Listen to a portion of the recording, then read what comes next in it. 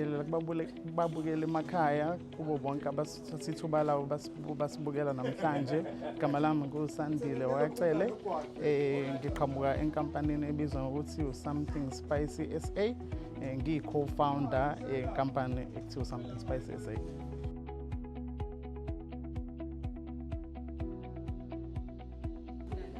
uSandile uqhamuka endaweni ebizwa ukuthi iseMandawe esigodini.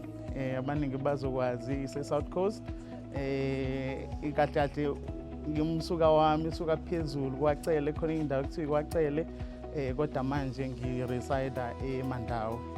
Ukufunda kwami ngiqale ukufunda amabanga aphansi esikoleni ekuthiwa ise-St Patrick's esikeMzinto.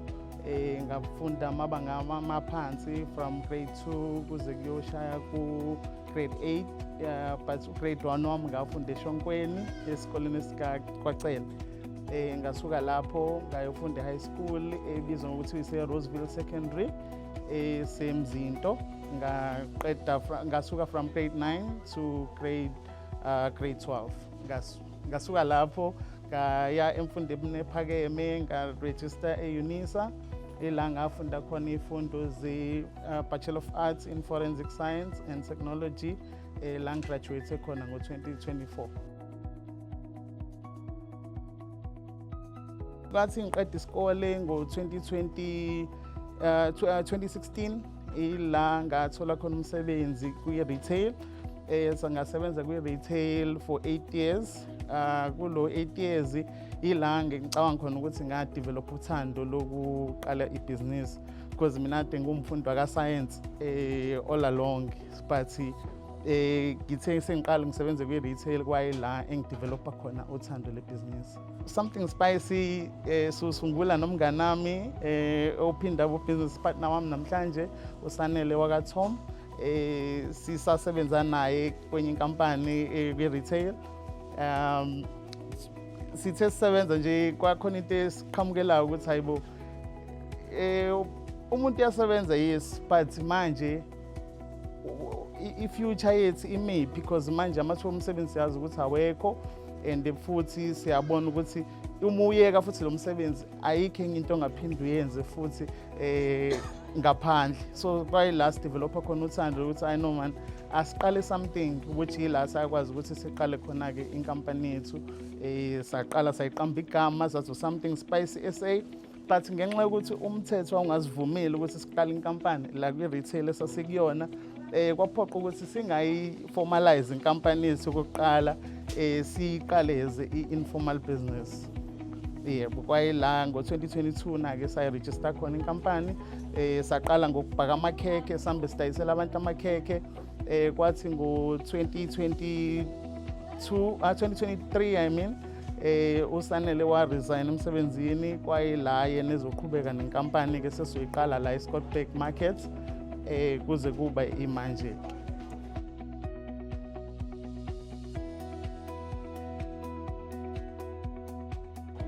Initially it's a funny story, because initial idea was to open up a restaurant, but ngenxa ye-finance sabona ukuthi into esasifisa ukuyenza i-setup yonke into i-finance asingasivumeli ngaleso sikhathi. So sa-optiona for ukuthi okay, if singenzi i-restaurant hlezeni singaqala ngama-ingredients okuyila vele i-restaurant iqala khona ama-ingredients.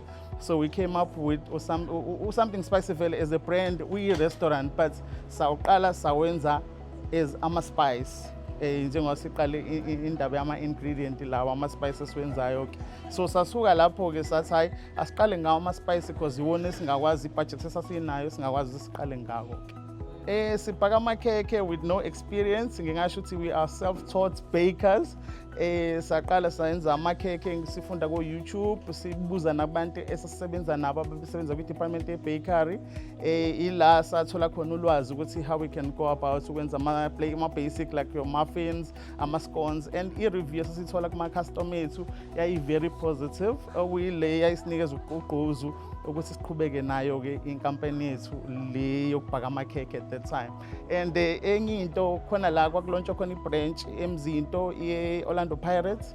okwakuyila sathola khona i-breakthrough enkulu because senza i-order lakhona kwakuyikhekhe elalikhule elalizodliwa bonke abantu ababeze bezothamela lo mcimbi lo.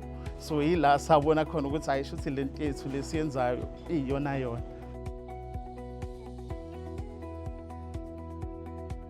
Suka from ekubhakeni amakhekhe kuze kube manje la siyenza khona iy'payisi umphakathi i-review abasinikeza yona ibe positive kakhulu basisupportile nje angazi izandla idlula ikhanda impela esingasho ukuthi indlela abasupporte ngayo ama-customer ethu. And into abayithandile kakhulu into esiyi-prioritize kakhulu ka-Something Spicy i-customer service. Iyona nje semqoko wonke esikwenzayo into esiqinisekisayo ukuthi i-customer lethu lifile engazuthi lumndeni wenkampani yethu, not as a customer but lifile njengomndeni part of i-business yethu. I-environment yethu enye into esike siyithola ama-reviews ukuthi madoda indawo yenu yazi yaklina ungazuthi khona umuntu esifazane. Sike sisho ukuthi nasebhayibhelini kuyashiwo ukuthi uNkulunkulu usondelene kakhulu nenhlanzeko. So si-prioritize kakhulu when it comes to hygiene ukuthi ka-Something Spicy even though sisa kuma-ground level but umuntu akazizwe engazuthi uya kulama-retail stores amakhulu. Mefika athole i-customer service eqophelweni eliphezulu, i-neatness yethu kanye nenhlanzeko yesitolo sethu.